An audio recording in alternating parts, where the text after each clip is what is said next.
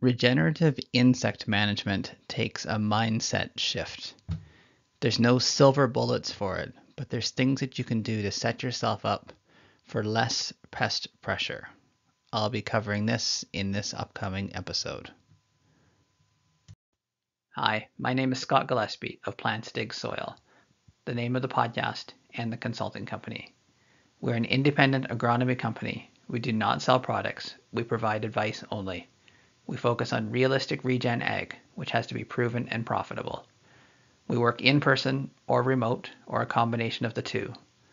Our pricing is set to be affordable to anyone from a Q&A package to full farm planning.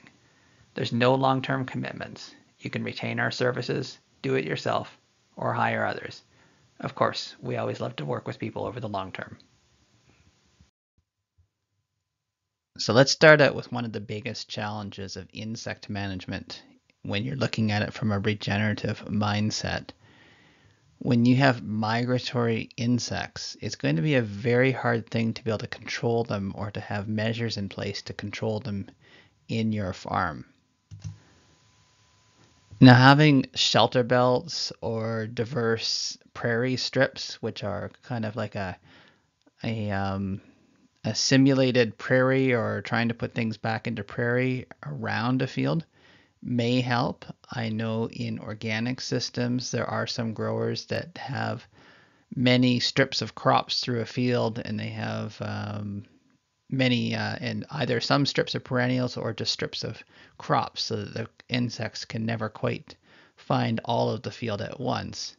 So that is a strategy, but it may be a little tougher to implement on a farm without major changes in it. And I've talked about this before. There is work that shows you need about 30% of land in non-agricultural land to have an impact on having predators available to take care of the pests. And this is unworkable for most situations. Though something kind of interesting in pivot irrigation, when we irrigate a quarter section, which is 160 acres, we only get about 130 to 135 of that. So we're actually fairly close because all of the corners are usually not farmed, at least in my area, because of how dry it is. And so we actually might have an impact here. Now, this is this strategy of trying to take care of migratory insects. There might be impacts of having natural areas around. I can give an anecdotal story. There were, and they show up occasionally in years, are painted lady butterflies that show up, and they can be a pest problem in some crops. I noticed them getting high populations in a soybean crop one year, and then all of a sudden they were gone. And I noticed a flock of birds that was just kept flying around the soybean field, and I kind of think that's what got them, but it's hard to say because they just kind of the pest pressure disappeared, and I never saw them after that. Now, grasshoppers, we've been fortunate. We haven't had very large outbreaks recently, though last year there were outbreak spots. And when something like this comes in, the force and the magnitude of their army of grasshoppers can just overwhelm any natural defenses. So there are different funguses, there's different natural predators, there's different things that can take care of these grasshoppers. But by the time they ramp up, your crop is probably already lost. So you can have a regenerative mindset when you're looking at these things, but sometimes you do have to resort to the chemicals to control them. So let's shift to the resident insects. These are the ones that do build up in your soil or in the area around your field. Now, cover crops may help these. I have seen some recent work which is very promising that's showing that buckwheat at about 25% in a mix is enough to kill wireworms. And for some reason, they love to eat it and then they die. The mustard can have an effect on them too. So there's potential that a buckwheat mustard cover crop might have some effects on wireworm in decreasing them.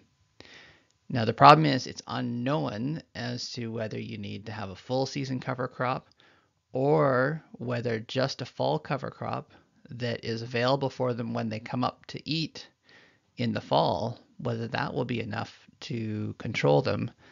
But again, there is some anecdotal evidence, or I guess some observed evidence in the East Coast, where as farmers have implemented these more, they are finding less problems with the wireworms. Now, this sounds promising, but we need to always be careful of not just transferring it to a new area, because wireworms are many different species. We call them wireworms, but when you get down into identifying them, there are dozens of species. They're spread across different geographies. Some are more prevalent in certain areas. So this might be helping them in the East Coast in the potato production, the particular wireworms that they are dealing with, but it may not work in the prairies. So we need research. We need to learn what is actually going on. Now again, this is maybe not anecdotal, but this is actually scientific study. It's only one study, or it's two studies. But what's interesting is that for a particular pest, and I've mentioned this before in the podcast, there was work in the East Coast where they found that a particular cover crop increased the pest. And whereas that had been a promising new control because in Europe it had been found to decrease the pest. So obviously something is going on there, whether we have a different pest or a different life cycle or something that looks similar, or it's just not working. There's something subtle in the difference of the climate that is causing something different to be working here. So one more story on why I am cautious on cover crops being a cure for pests, because sometimes it's pitched as getting, okay, well, my favorite phrase that I hear, getting the biology working for you. And if you just increase the biology then, or the things that are working in your soil, then you'll have less pests. A study that was done for an organic system, and it was actually done in very close to my area in an irrigated organic farm using a full season.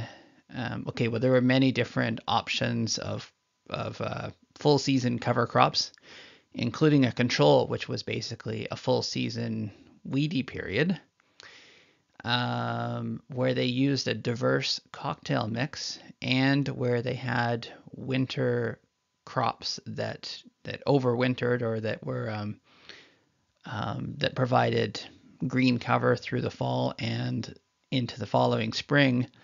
That was where they had the most wireworm damage.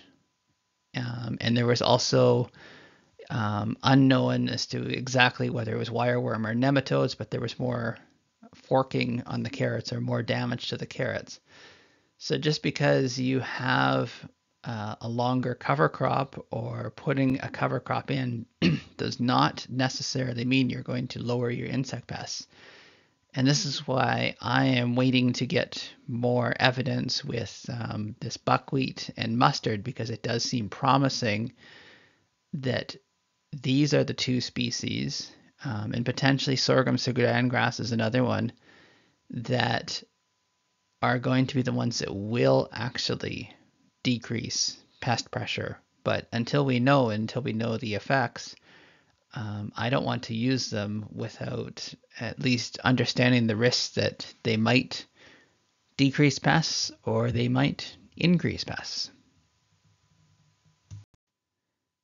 Now I want to talk about the bait and switch option. So trap crops are something that are well studied and well known in vegetable production, where you put something that is very enticing to the potential pest, and that they'll go to that over or instead of your commercial crop.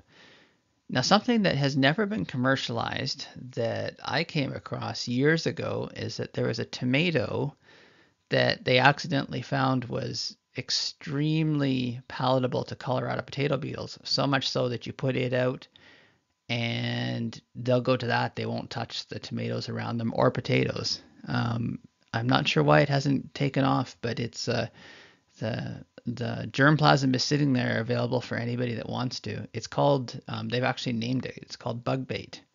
So the tomato is not very good for commercial production, but it's excellent for attracting the Colorado potato beetle. And so there are options that can work in high value vegetable production or in home gardens where you can put out something, attract the pests and kill them. Or just give them something to eat that they'll eat and they'll move on. They won't touch your crop.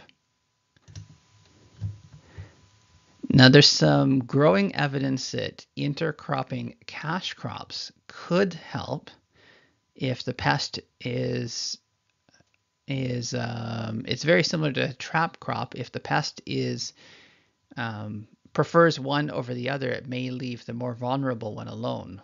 And where I saw this was there's potential that a cereal pulse intercrop, the wireworms will go after the pulse rather than the cereal. So of course you still have problems with them being in your pulse crop, but maybe if they can get through it better than a cereal crop, then you have a more resilient system. Now, where it might work better is, and I have talked about this in the past, is intercropping cover crops. So instead of trying to put out two cash crops that you're going to have to try to grow and harvest and separate later, put out the cash crop and put a cover crop in that will do the same function, and then you don't have to worry about trying to harvest two. So as an example, I did see that there was at least some potential in putting peas between potato hills, and the peas would attract the wireworms and leave the potatoes alone. So there is potential, but of course it does take machinery changes, it takes management changes in how you manage these crops. And there's the extra cost of putting something else out there. So again, like a lot of things, I think there's a lot of great ideas. There's a lot of things that could be done, but the research is just getting going. Now, I'm not sure exactly where this fits, but I'm going to put it in here anyway. I just read about this recently. There is a fungus that is fairly deadly to wireworms, and so if you can attract them to it and then they get infected, then it can be very devastating to them. So there's been some work on putting the fungus on rice and putting that out with your crop, because at least in Western Canada, the rice is not going to do very well. Though of course there has been some research on it here. But if you put something out that's going to grow and eventually die or get killed, or maybe even by the wireworm, but is not your crop, your cash crop, and then they get infected, it will kill them. Now, this is more of a long-term study or a long-term strategy, because it would take years and years of doing this to wear down your wireworm population, because wireworms have a very long cycle. So it's a potential, it's something out there, but it's not commercially available yet. Which brings me to my final section in this episode, cultural controls. Really, the best thing you can be doing is following proper crop rotations. I know this is very tough when economics dictate what you can grow, or even local markets and what you can actually ship dictates what you can grow. But I think this is where we can get creative when it only works to grow canola and wheat, or canola and some other cereal. This is where I think we can look at some of these cover crop options in between them to help break up the cycle a little bit more. And of course, it's going to be tough to do in a prairie situation, and there's going to be more cost. But if this cost is less than what the damage is, or what your long-term impacts are, I think it can work. Something interesting is just not spraying when just because, or for insurance, just because you will sleep better. Fascinating study where in canola, they just happened to find a parasitoid of wheat midge. So it was just there. It turns out that because it was in wheat stubble, the parasitoid comes up, emerges in a canola field, which you would think would be a bad thing for it, but it needs just a little bit of nectar to make its flight to look for the wheat fields. And so if it can get that little drink of nectar from the canola flowers and then move on, then it can go fight your pests in the wheat field or in a neighboring wheat field. But if you spray and you kill them, then you're going to end up having to spray again to kill the pest in your wheat crop. So another one is avoiding tillage. This is a soil health principle, and I understand and I advocate for tillage used in the proper way. So you still follow what you need the best use for your tillage, but the more tillage there is, the more conducive the soil is for a lot of these insects to be able to get in and lay their eggs. Some people would say, well, the tillage is gonna hurt them, but it's fairly well shown that these insect eggs are so tiny, and insects are so tiny at the beginning, the tillage doesn't really impact them. This also helps to build a population of generalists. There's studies ongoing right now trying to quantify what is called the field heroes, and there's actually a website called that, Field Heroes, and trying to figure out which ones are doing the most work and how we can conserve them. So I think this is where lowering our chemical use, or only using it when it's really, really needed, lowering our tillage and just using it as a tool, not just because we want to, and getting in proper crop rotations, I think is going to really make an impact on this. But again, as a summary, there's no silver bullet, there's no one thing, and when you see people that advocate for that, or are trying to show that, or trying to say that you do this one thing and won't have insect pests, I'm not so sure of that. But I'm always open to hear your questions and comments. So thank you for listening to another episode, and I will talk to you again next time.